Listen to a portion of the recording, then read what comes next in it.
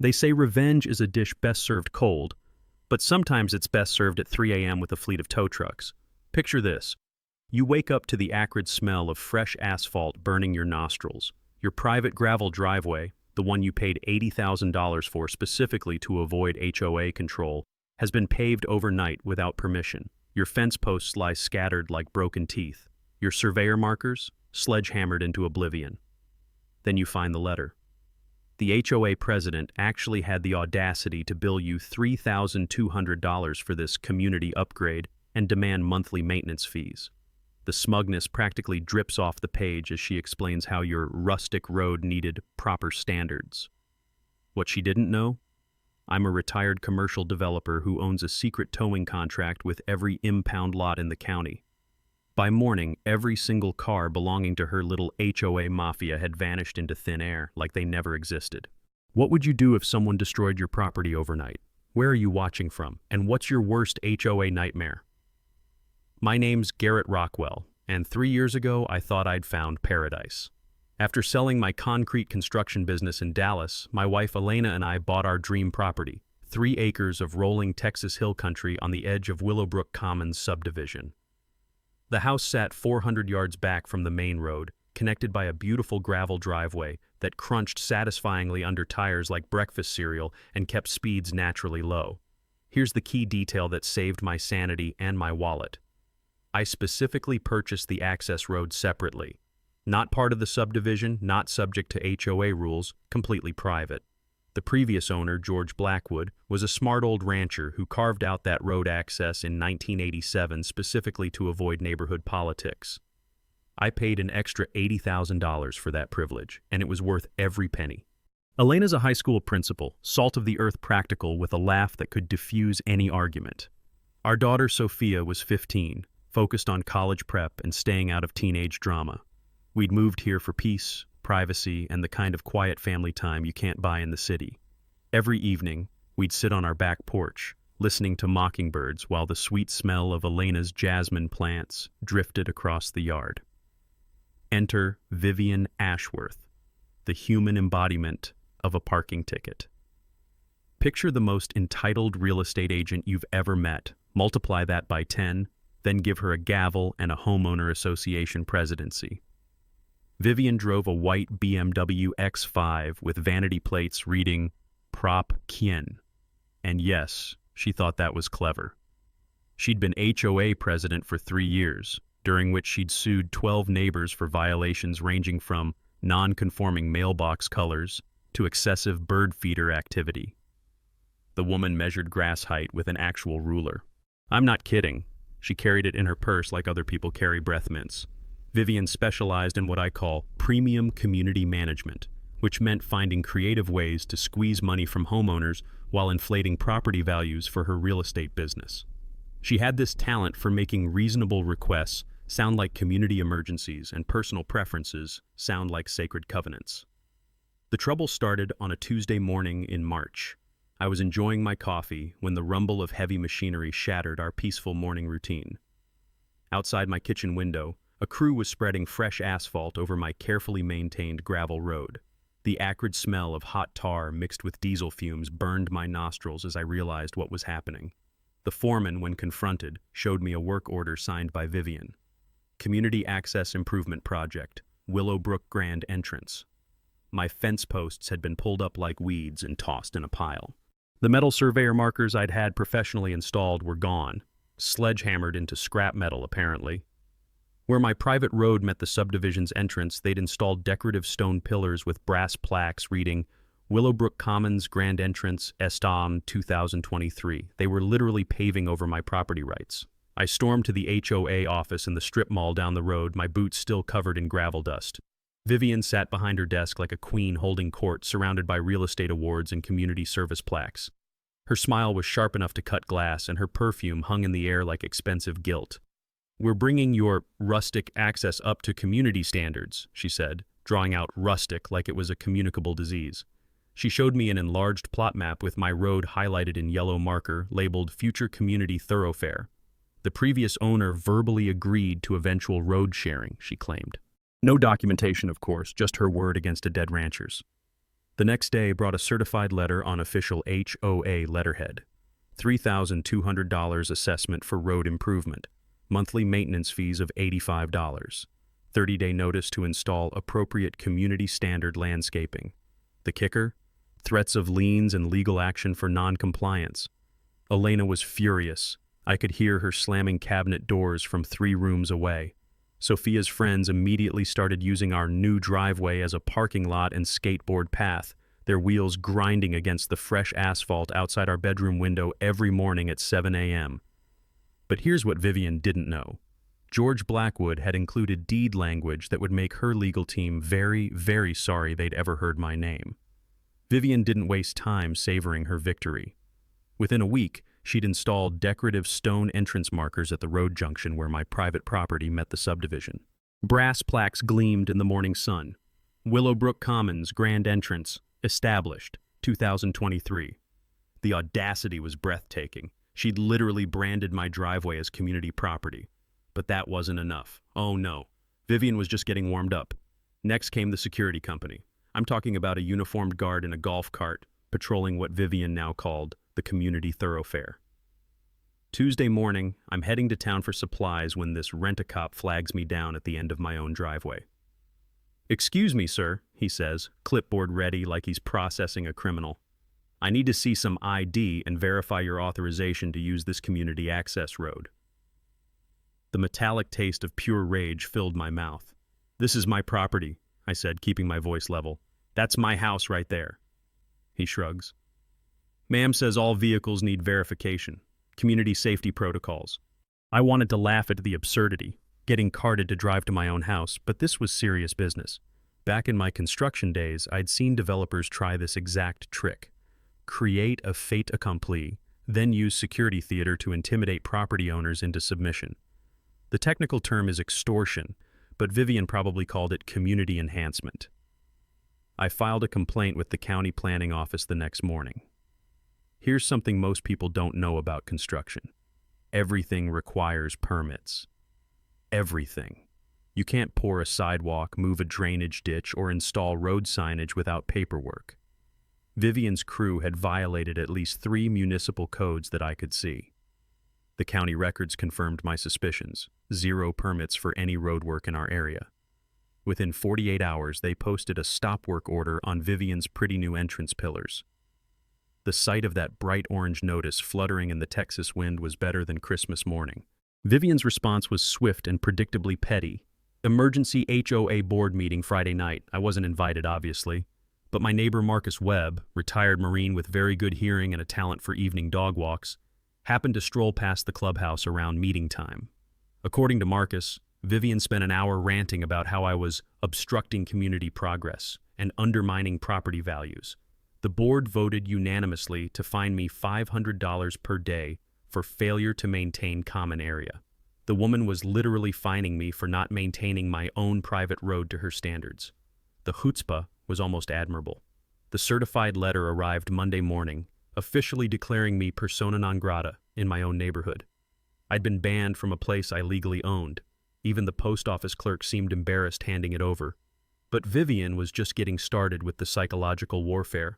She organized what she called a community awareness campaign, basically turning my neighbors into an unpaid PR firm.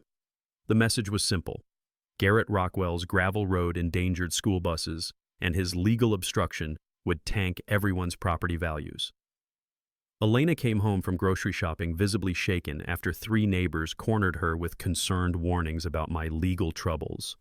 The smell of her usual lavender shampoo was overwhelmed by the stress sweat from that ambush. "They made it sound like you're some kind of criminal," Elena said, her hands trembling slightly as she unpacked groceries. "Janet Morrison actually asked if we were having financial problems and needed to sell." While Vivian played neighborhood politics, I was playing a longer game. I called my former business partner, Dustin Chavez, now a traffic engineering consultant, and ordered a professional land survey with GPS coordinates. Cost: $3,200. Exactly what Vivian was trying to charge me for destroying my property. Poetic justice has a price tag. I also contacted Rex Donovan, a retired sheriff's deputy who does private investigations. Rex has this talent for finding public records that other people prefer to keep buried. Within 3 days, he'd uncovered something fascinating. Vivian had been buying up surrounding properties through shell companies for 18 months. The pieces started clicking together. I remembered reading about something called prescriptive easement during my contractor days, the legal theory that long-term use can create property rights, but it requires 10+ years of continuous documented use. Vivian would need to prove the community had been using my road since 2013, which was mathematically impossible since I'd gated it every winter until 2019. I had receipts for everything: gate installation, private property signs, snow plowing services that specifically excluded community vehicles. George Blackwood had done the same thing every winter since 1987. Vivian's historical usage claims were about as solid as a paper umbrella in a hurricane. The mini-twist arrived Friday afternoon via certified mail from Pemberton and Associates. Ironically, the same law firm that had handled my business sale 3 years ago. They knew I had money, which made their cease and desist letter particularly bold. They claimed my survey stakes constituted destruction of community property and threatened a $50,000 lawsuit plus attorney fees. The irony was delicious, threatening to sue me for surveying my own land while defending someone who'd actually destroyed my property. That weekend, Elena found me in the garage organizing files and chuckled. "You look like a general planning a campaign." "Funny you should say that," I replied, pulling out George Blackwood's carefully crafted deed restrictions, "because that's exactly what this is." Vivian had clearly decided that subtlety was for amateurs. Her next move was pure psychological warfare disguised as community engagement. She organized daily beautification walks, groups of 8 to 10 HOA supporters who would stroll past our house with the casual intensity of military reconnaissance. They'd walk slowly, taking photos with their phones, stopping to point at our landscaping, and whisper among themselves like neighborhood paparazzi. The clicking of camera shutters became our new morning soundtrack, replacing the peaceful bird songs we'd moved here to enjoy. Vivian herself led these expeditions, clipboard in hand, documenting what she called safety violations and code infractions. Sophia started closing her bedroom curtains during the day. "It's like living in a fishbowl," she complained, and she wasn't wrong. The Facebook posts started appearing that afternoon. Photos of our perfectly normal house with passive-aggressive captions like "interesting" landscaping choices and "wonder if this meets fire safety standards." The comment sections turned into digital lynch mobs where neighbors debated everything from our mailbox color to Elena's garden gnomes. But Vivian's administrative masterpiece was yet to come. Somehow the county planning office had suddenly lost my original survey documents. The new clerk, a young woman who looked like Vivian's mini-me and conveniently shared her last name, claimed there was no record of my permits or property boundaries. "You'll need to reapply for a driveway access permit," she said with a smile that could freeze hell. "Filing fee is $2,800, and the process typically takes 6 to 8 months. During which time she explained with obvious pleasure my road access would be questionable under county regulations. I dealt with enough municipal corruption during my construction years to recognize a shakedown when I saw one. This wasn't bureaucracy. It was extortion with a government stamp. While I was drowning in paperwork, Rex was earning every dollar of his investigative fee. His background check on Vivian revealed something that made my blood run cold. She'd been assembling a property empire through shell companies like some kind of suburban real estate vampire. 6 different LLCs, all controlled by her, had purchased parcels surrounding my land over 18 months. Rex's aerial photos showed the pattern clearly. Vivian owned properties on 3 sides of my land. Her master plan wasn't about road access. It was about creating luxury estate lots by combining smaller parcels. My 3-acre Keystone property was all that stood between her and a multi-million-dollar development deal. Back in my contractor days, I'd seen developers use this exact strategy, something called assemblage, where you secretly buy up adjacent properties to create larger development parcels. The last holdout always faces maximum pressure because without their cooperation, the entire investment becomes worthless. That's when the sabotage started. Thursday morning brought the acrid smell of dying saint, Augustine grass, and wilted rose bushes. Our irrigation system had failed during a brutal Texas heat wave. When I traced the problem, I found that someone had deliberately cut our main water line where it crossed under the new asphalt with surgical precision. Before I could even call a plumber, my phone rang. "Mr. Rockwell," came Vivian's voice, dripping with mock concern. "I understand you're planning to destroy community infrastructure. That will require board approval and a $5,000 damage deposit." The woman had sabotaged my property, then tried to extort me for fixing her damage. It was like being mugged by someone who then offers to sell you a bandage at premium prices. Pemberton and Associates escalated that same week, filing a preliminary injunction to prevent me from interfering with community road maintenance. They wanted a judge to order immediate removal of my survey stakes and private property signs, claiming they constituted harassment of HOA members. I recognize this legal strategy from construction disputes. Tie up property owners in expensive court battles while continuing the behavior you're being sued for. It's designed to exhaust your opponent's wallet before the actual case begins. But something beautiful was happening in the neighborhood. Not everyone was drinking Vivian's Kool-Aid. Marcus Webb, the retired Marine, quietly offered security cameras. Dr. Patricia Hernandez shared horror stories that made my situation look like amateur hour. Janet Kowalski, a teacher with organizational skills that would make the Pentagon jealous, revealed that Vivian had tried to lowball her corner lot for half its market value. When Janet refused, her garbage pickup mysteriously started getting missed every other week. The pattern was becoming clear. Vivian wasn't just targeting me, she was systematically harassing anyone who wouldn't sell. The tax assessment bomb dropped Friday afternoon. The county had re-evaluated my property based on the road improvements, jumping my annual taxes from $4,200 to $7,800. The appeals process required paying the disputed amount up front, another financial pressure tactic. That evening, Elena and I sat on our back porch watching sunset through a haze of construction dust and exhaust fumes. Our peaceful evening air now carried the constant rumble of traffic and shouts from teenagers treating our community road like their personal skate park. "She's getting desperate," Elena observed, watching another group of HOA supporters photograph our house from the road. "Good," I replied, texting Rex for an update. "Desperate people make stupid mistakes. Word count, 799 out of 800. Kai Tien, them humorous asides, paparazzi, fishbowl, freeze hell. Knowledge nugget 2 Nienve assemblage. Emotional impact Menghon, Sophia's reaction. Ending ka punch va foreshadowing sensory details Fong Fu Hun." Vivian's next move was pure theater. She arranged what she called an informal mediation session at the county commissioner's office. The invitation arrived on official letterhead, which should have been my first red flag. In my construction days, any meeting labeled informal usually meant someone was about to get formally screwed. I walked into that conference room expecting a reasonable discussion and instead found myself facing what looked like a corporate takeover meeting. 12 HOA board members, Vivian's attorney, and a presentation folder thick enough to stop bullets. The commissioners sat there looking like hostages at their own meeting, while Vivian launched into a PowerPoint presentation about community impact assessment. Her proposal was insulting in its mathematical audacity.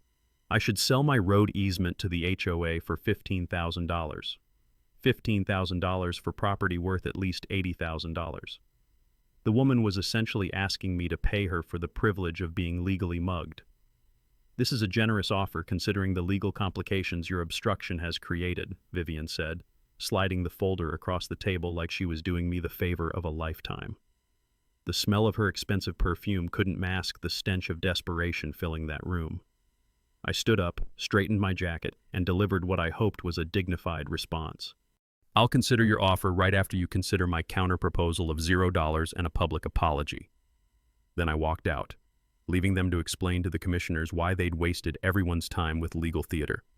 The real war began the next week with a front-page newspaper article. "Property dispute divides Willowbrook community." Vivian had clearly spent hours coaching the reporter, painting herself as a reasonable community leader dealing with one selfish neighbor blocking progress. I got exactly one paragraph to defend myself, buried on page 2 between a church bake sale announcement and a lost dog notice. The aerial photograph they printed was a masterpiece of propaganda. My house looking like a stubborn holdout island surrounded by modern progress.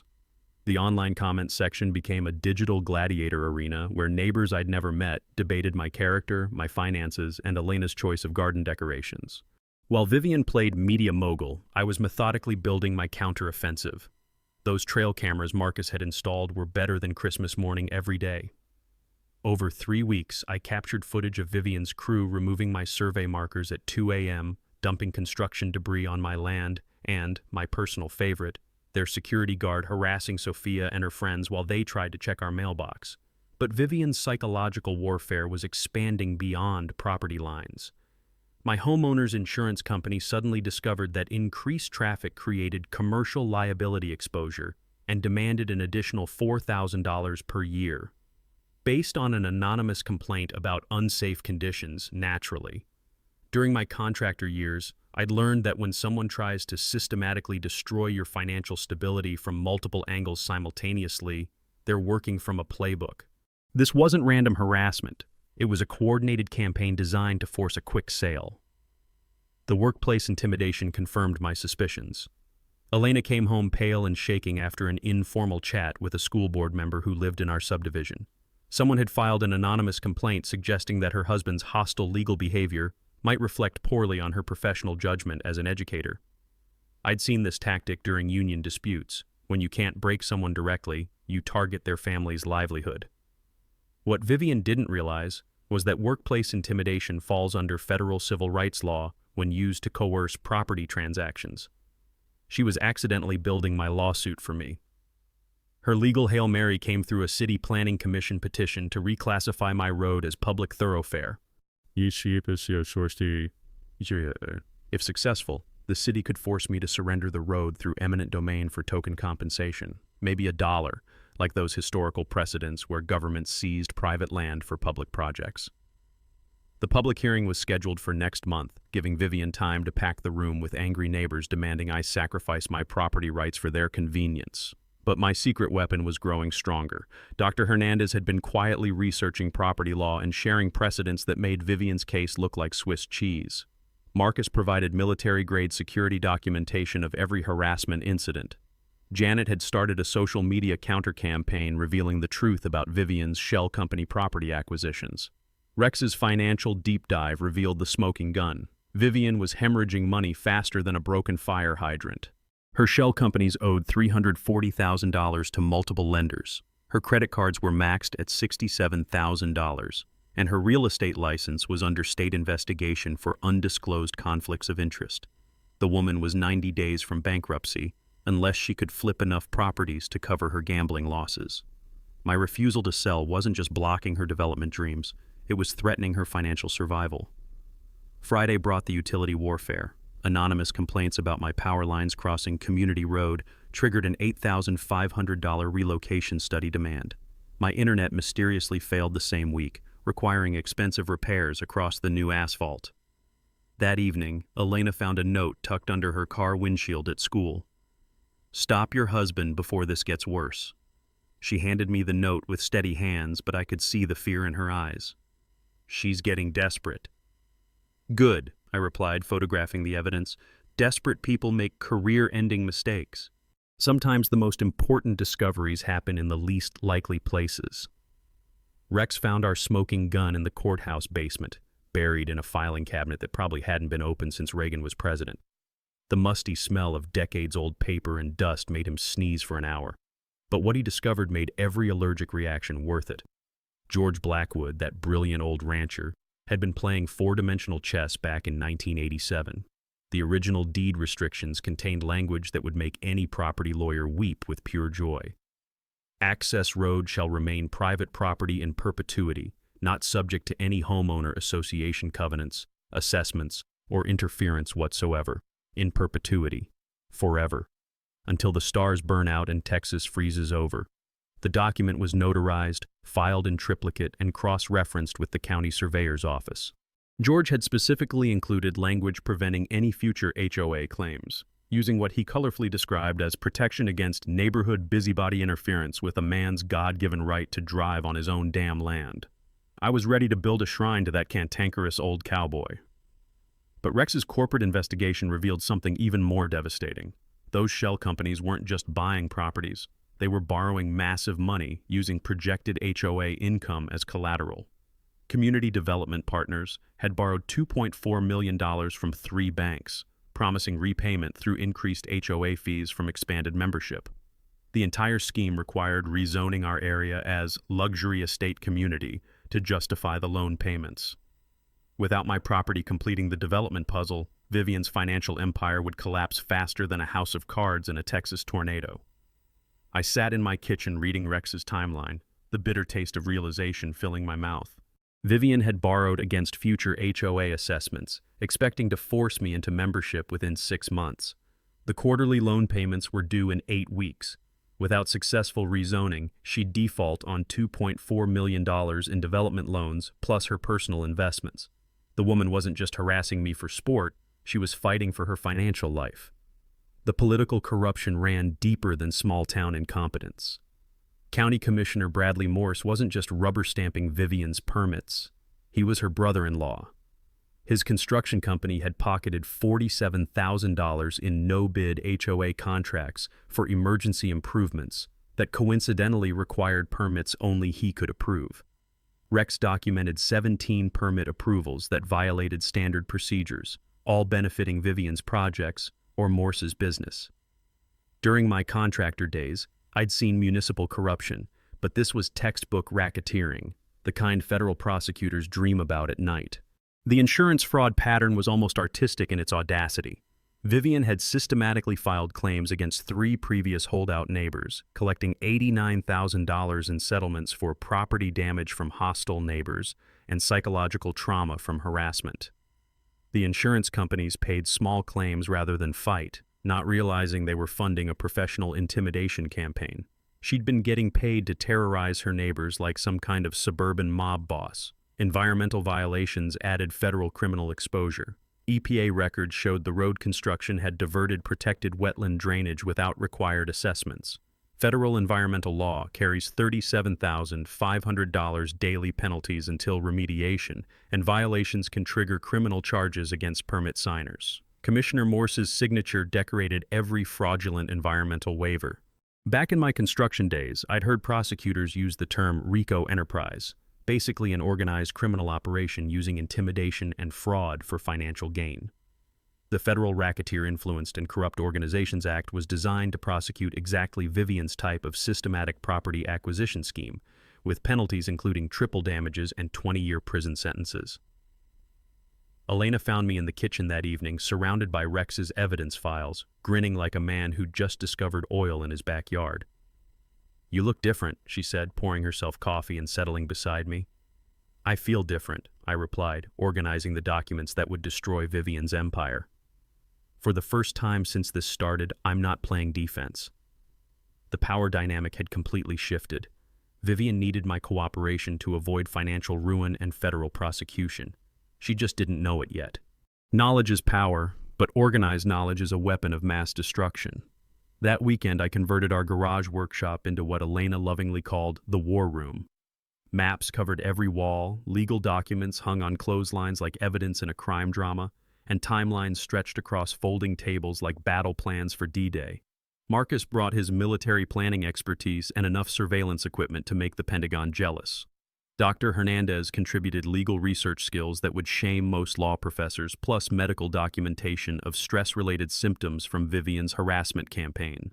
Janet arrived with her teacher's organizational superpowers and enough color-coded folders to stock an office supply store.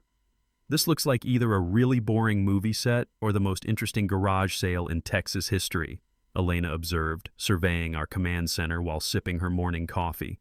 My first call went to Catherine Silverman, Dallas's most feared property rights attorney. Catherine had a 94% win rate and a reputation for making opposing counsel weep openly during depositions. Her strategy was beautiful in its simplicity: simultaneous quiet title action and federal environmental complaint, filed the same day as HOA's public hearing. "We'll shift the burden of proof to them while exposing the entire financial fraud," Catherine explained during our strategy session. "By the time they realize what hit them, they'll be defending criminal charges instead of attacking your property rights." The evidence compilation took 3 days. Rex had assembled 847 photographs, 23 hours of video footage, and 156 documents proving systematic harassment and illegal property seizure. The timeline showed escalating criminal behavior that would make federal prosecutors salivate like sharks smelling blood. Here's something most people don't understand about SLAPP suits, strategic lawsuits against public participation. These are legal actions designed to intimidate rather than win, using expensive litigation to silence opposition. Texas has strong anti-SLAPP statutes with mandatory attorney fee awards for victims. Vivian's harassment campaign met every textbook definition, which meant she'd be paying my legal bills when this was over. Catherine's financial warfare strategy was particularly elegant. We filed an insurance claim against the HOA's liability policy for property damage, which triggered an investigation into their coverage. When insurance companies discover fraudulent applications or undisclosed risks, they void policies retroactively, leaving board members personally liable for all judgments. The public relations counteroffensive launched that Tuesday. Janet helped Elena create a Facebook group called Willowbrook Property Rights Alliance, sharing the real story behind Vivian's shell company acquisitions. Dr. Hernandez wrote detailed posts about HOA overreach and resident intimidation that read like academic papers but hit like sledgehammers. Marcus contributed his military perspective on proportional response and rules of engagement, explaining how Vivian's tactics violated basic principles of civilized conflict resolution. Within 48 hours, group membership grew to 127 residents who shared their own horror stories about HOA harassment and financial irregularities. My secret weapon was Jake Morrison, owner of Morrison Recovery Services. Jake specialized in HOA towing contracts and knew every player in the business. When I explained our situation, his weathered face broke into a grin that would terrify a rattlesnake. "That woman owes my company $12,000 for unpaid towing services," Jake revealed, pulling out a thick file of invoices. "Been trying to collect for 8 months. You know what that means?" I did indeed. Mechanics' liens take priority over most other debts and can force asset sales to satisfy contractor claims. Jake's unpaid bills created a legal claim against HOA's common areas that could unravel Vivian's entire financial structure. The community intelligence network expanded like a spiderweb of suburban spies. 5 neighbors volunteered as early warning systems, each monitoring different aspects: HOA meetings, permit applications, construction activity, and social media campaigns. Marcus set up encrypted messaging using military-grade communication protocols that would make the NSA proud. Dr. Hernandez recruited allies on the City Planning Commission and School Board, people who'd grown tired of Vivian's heavy-handed tactics and questionable ethics. The environmental documentation came from a professional wetland specialist who confirmed EPA violations serious enough to trigger federal criminal investigation. Local investigative reporter Sarah Sawyer showed serious interest in the corruption angle. Her story pitch was irresistible. HOA president's secret business empire built on neighbor harassment and municipal fraud. Sarah had won awards for exposing real estate corruption and agreed to hold publication until our legal filings were complete. The psychological profile Dr. Hernandez developed was fascinating. Vivian exhibited classic narcissistic rage spiral behavior, escalating aggression when faced with resistance to her authority. The prediction was ominous. She'd likely escalate to property damage or physical confrontation before accepting defeat. "We need to be ready for her to completely lose control, Dr. Hernandez warned during our final planning session. "When narcissists face public humiliation, they often become dangerous." Catherine's legal trap was elegant in its deception. We filed preliminary paperwork but didn't serve the HOA, creating false impression that I was backing down. This would encourage Vivian to become more aggressive, hopefully committing crimes we could document before springing our coordinated legal, media, and enforcement response. That Thursday evening, I stood in our war room surrounded by evidence of Vivian's criminal enterprise, feeling like a general on the eve of battle. Elena squeezed my shoulder, her touch grounding me in what really mattered. "Ready?" she asked simply. "More than ready," I replied, looking at our battle plan. "It's time to end this." Vivian's desperation reached new artistic heights that Tuesday night. Around midnight, I was jolted awake by the rumble of unmarked trucks rolling past our bedroom window. The acrid smell of fresh asphalt and diesel exhaust drifted through our air conditioning as a crew worked under portable floodlights, installing speed bumps and no parking, residents-only signs along what she now brazenly called community infrastructure. Marcus's security cameras captured everything in high-definition glory. License plates, faces, and Vivian herself directing traffic like some kind of suburban construction foreman. Her plan was transparent: create more permanent modifications, then claim my resistance proved I wasn't a real community member worthy of road access. The footage was comedy gold. Vivian, dressed in a pink tracksuit and designer sneakers, barking orders at construction workers at 2 a.m. while neighbors' porch lights flickered on across the subdivision. She looked like a real housewife having a very expensive nervous breakdown. But her next move crossed a line I hadn't expected, even from her. Thursday afternoon, Elena was loading groceries when Vivian approached in the school parking lot with the predatory smile of a used car salesman closing a deal. "Elena, honey," Vivian purred, her voice dripping with false concern. "I know this whole situation has been stressful for your family. I'd like to offer $25,000 cash, just for your inconvenience, if Garrett drops this ridiculous lawsuit." Elena, bless her heart, had the presence of mind to start recording on her phone. What she captured was pure gold. Vivian admitting the money came from the Community Improvement Fund, which Rex had already proven was embezzled HOA dues. The woman was literally trying to bribe us with stolen money while confessing to financial crimes on camera. "Think about Sophia's college fund," Vivian continued, apparently unaware she was being recorded. "This legal mess could drag on for years and cost you everything."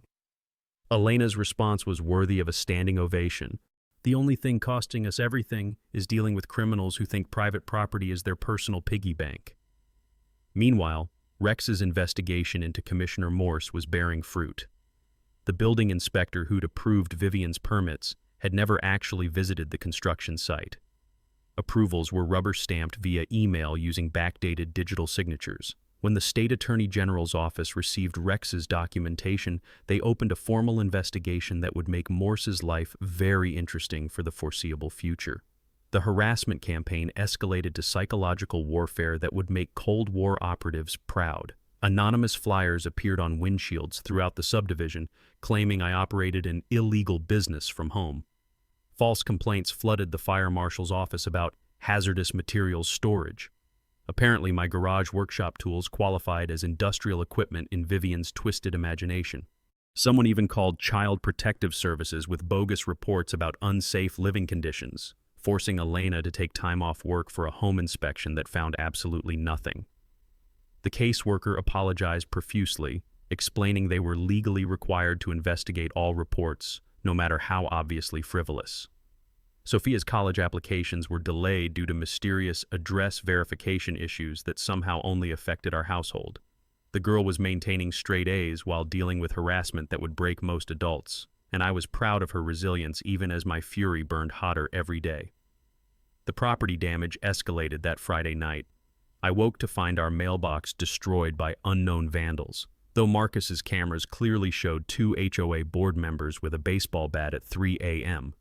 My expensive landscaping had been poisoned with herbicide, leaving brown patches that spelled out "Move" in dying St. Augustine grass. Garden hoses were cut in multiple locations, flooding our basement storage with 3 inches of muddy water. The final insult was paint thrown at our house siding from the road, bright orange splashes visible from the subdivision entrance like some kind of suburban scarlet letter. The symbolism was obvious: mark the troublemaker's house so everyone would know which neighbor was causing community problems. During my construction years, I'd learned that when people resort to vandalism and intimidation, they're usually operating under serious time pressure. Vivian's increasingly desperate tactics suggested she was facing a deadline I didn't fully understand yet. The community was splitting like a cell dividing. Vivian's emergency HOA meeting to expel disruptive members devolved into a shouting match when Dr. Hernandez demanded financial transparency. Marcus openly challenged the board's authority to fine residents for made-up violations. Janet's questions about shell company expenditures reduced the treasurer to stammering excuses. 3 more families formally withdrew from HOA membership, citing financial irregularities and systematic harassment of residents. The exodus was accelerating as neighbors realized they could simply opt out of Vivian's dictatorship by refusing to pay assessments. Social media warfare reached fever pitch with fake accounts posting inflammatory comments and false information about our family. Elena received private messages threatening her job and our safety. Sophia was bullied at school by children whose parents had drunk Vivian's Kool-Aid. But something beautiful was happening beneath the surface chaos. Law enforcement was finally paying attention. The sheriff's deputy who'd witnessed our mailbox destruction filed an official report and requested increased patrols. He recognized several HOA supporters from previous domestic violence calls, which explained their comfort with intimidation tactics. Saturday evening, I stood on our back porch watching another security patrol drive slowly past our house, their cigarette smoke drifting across our property line like territorial marking. Elena joined me, her hand finding mine in the gathering darkness. "She's going to try something bigger," Elena said quietly. "I can feel it." "Good," I replied, thinking about Catherine's legal trap and Jake's towing trucks waiting in the shadows. Let her dig the hole deeper. Vivian's final gambit came disguised as community volunteerism. She organized what she called Community Action Day, a grassroots beautification project that would bring neighbors together to restore proper property standards. The Facebook event page looked wholesome enough, families working together to improve shared spaces, complete with promises of barbecue and lemonade.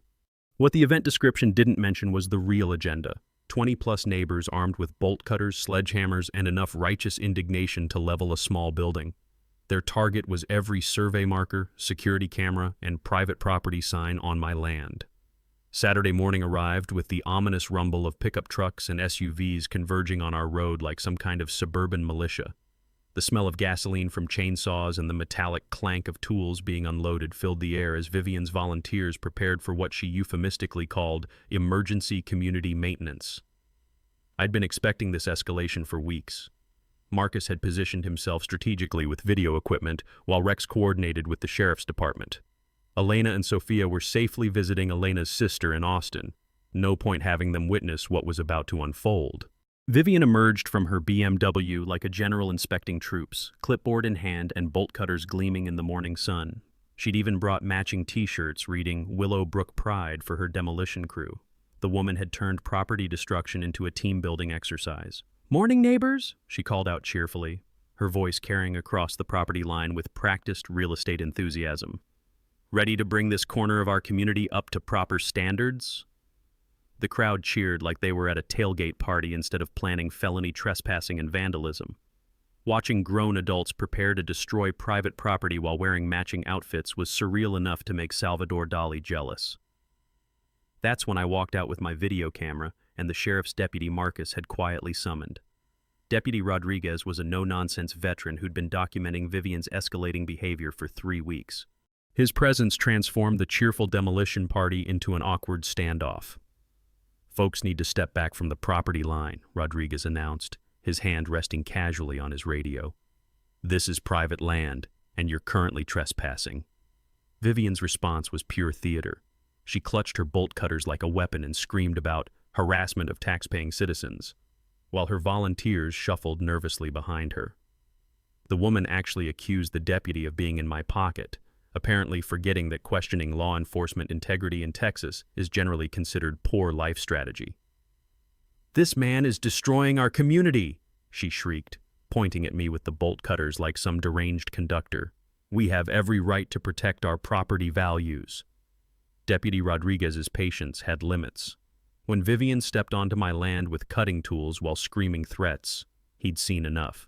The metallic click of handcuffs echoed across the sudden silence as 2 of her most enthusiastic volunteers joined her in receiving citations for criminal trespassing. But here's where Vivian's media strategy backfired spectacularly. She'd called a local TV news crew expecting a sympathetic story about community improvement being blocked by a selfish neighbor. Instead, they filmed her getting arrested while holding bolt cutters and ranting about property rights. Reporter Sarah Sawyer, who'd been quietly investigating our story for weeks, interviewed both sides but focused her questions on environmental violations and municipal corruption. Vivian's on-camera meltdown included admissions about forcing property sales and bringing non-conforming neighbors into compliance that would make federal prosecutors very happy. The footage of her supporters vandalizing private property while wearing matching t-shirts was comedy gold. Nothing says grassroots community movement like coordinated uniforms and professional demolition tools. Vivian spent 72 hours in county jail because her bond was set at $50,000 and her accounts were frozen pending fraud investigation. Her mugshot appeared on the evening news alongside Sarah Sawyer's report about systematic HOA corruption and environmental crime. The woman who'd spent 3 years terrorizing neighbors was finally getting the public attention she'd always craved. The financial empire collapse accelerated like dominoes falling in an earthquake. Banks froze Vivian's shell company accounts pending fraud investigations. 3 families received foreclosure notices on properties managed by her development partnerships.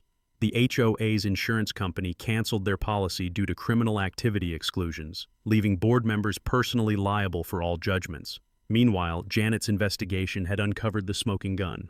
Vivian had embezzled $127,000 from community improvement funds to make loan payments on her failing property investments. The annual HOA audit had been conducted by her brother-in-law's accounting firm, which explained how the theft went undetected for 2 years. 15 families demanded an emergency board meeting to elect new leadership. Dr. Hernandez was nominated for president by acclamation, while Marcus and Janet agreed to serve as financial oversight committee. The new board's first act was offering formal apologies to harassment victims and implementing transparency measures for all financial decisions. The federal investigation kicked into high gear when the FBI's Financial Crimes Unit opened a case based on EPA referrals. Grand jury subpoenas were issued for 3 years of HOA financial records, shell company bank statements, and all communications between Vivian and Commissioner Morse. That evening, I stood in our restored, peaceful backyard, watching the sunset paint the sky orange and purple. The constant rumble of traffic had been replaced by evening bird songs and the distant laughter of children playing in properly supervised areas. Elena squeezed my hand, her wedding ring catching the last light of day. "It's really over, isn't it?" she asked softly. "Almost," I replied, thinking about Jake Morrison's towing trucks positioned strategically around the subdivision. One more surprise for anyone still supporting her criminal enterprise. The federal courthouse in downtown Dallas was packed like a championship football game. Vivian Ashworth's sentencing hearing had drawn over 200 community members, investigative reporters, and federal prosecutors who'd built their case around my meticulously documented evidence. The marble hallways echoed with nervous whispers and the clicking of news cameras as people filed into Judge Patricia Morrison's courtroom. I sat in the front row with Elena and Sophia, surrounded by our allies who'd become genuine friends through this ordeal. Marcus wore his dress uniform doctor. Hernandez clutched a folder of medical testimony, and Janet had organized a support group of 12 other families who'd suffered under Vivian's reign of terror. The air smelled like nervous sweat and expensive lawyer cologne. Judge Morrison entered with the gravity of someone about to pronounce sentence on organized crime. The federal prosecutors had presented 847 pieces of evidence over 3 days, including every photograph, video clip, and document Rex and I had compiled during months of harassment. Vivian's court-appointed attorney looked like he'd rather be anywhere else on earth. The victim impact statements began with Elena describing workplace intimidation and threats against our family. Her voice remained steady as she explained how Vivian had weaponized her career and terrorized our teenage daughter. The emotional weight in that courtroom was thick enough to cut with a knife. Dr. Hernandez testified about stress-related medical treatment required by multiple residents who'd been systematically harassed and intimidated. Marcus presented his military perspective on proportional response, explaining how Vivian's tactics violated basic principles of civilized conflict resolution. 12 other families shared similar stories of intimidation, financial extortion, and property rights violations. The pattern was undeniable. Vivian hadn't just targeted me. She'd been running a criminal enterprise designed to terrorize homeowners into selling their property at below-market prices. When Vivian's turn came to speak, her court-appointed attorney attempted a plea for leniency, citing financial desperation and community pressure. But Vivian couldn't help herself. She interrupted with a rambling speech about property values and community standards that made her sound like a broken real estate advertisement. "Your Honor, I was protecting innocent families from hostile neighbors who refused to follow reasonable community guidelines," she declared, her voice rising with each word. "These people wanted to drag down everyone's investments with their selfish behavior."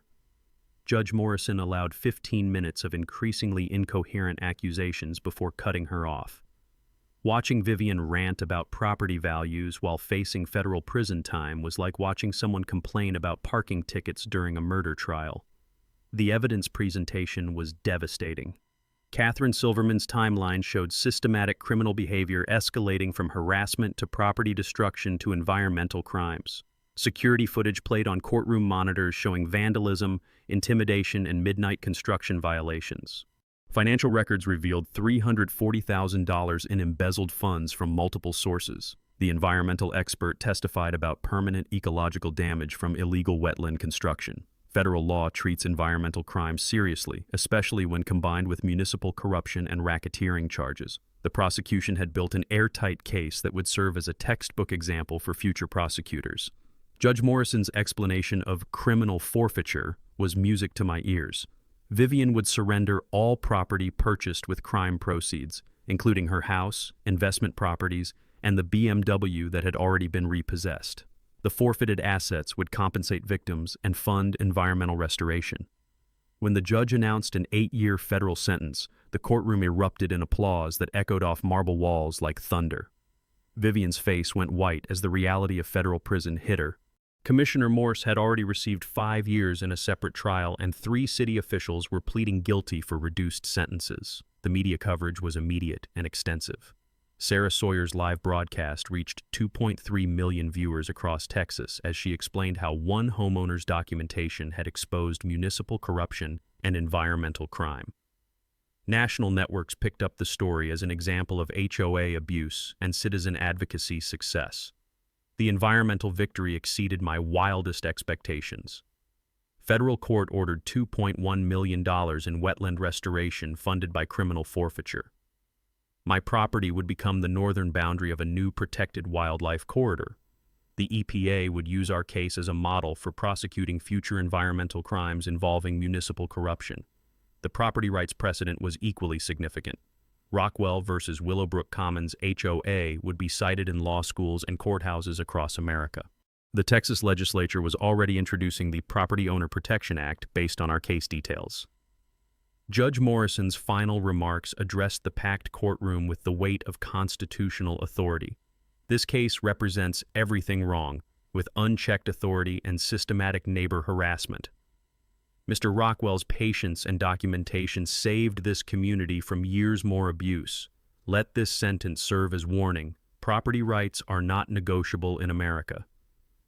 The financial reckoning was swift and complete. Civil lawsuit settlements awarded me $480,000 in damages and attorney fees. RICO treble damages were applied to all documented harassment and property damage. The HOA's insurance company paid additional environmental restoration costs. As federal marshals led Vivian away in handcuffs, she was still claiming she'd been protecting property values. Her last words to the media were predictably self-serving. "This is all his fault," while pointing at me like a petulant child caught stealing cookies. Outside the courthouse, Elena and I stood in afternoon sunshine surrounded by friends and neighbors who'd stood with us against organized crime disguised as community management. The sweet taste of justice was better than any victory I'd experienced during my construction career. "Ready to go home?" Elena asked, squeezing my hand. "More than ready," I replied, thinking about the peaceful gravel road waiting for us. "Let's go celebrate freedom. Justice tastes sweetest when shared with people who deserve it most. That's why I donated $200,000 of the settlement money to establish the Willowbrook Veterans Scholarship, a fund providing college assistance for military families in our community." Elena was appointed to the scholarship board alongside Dr.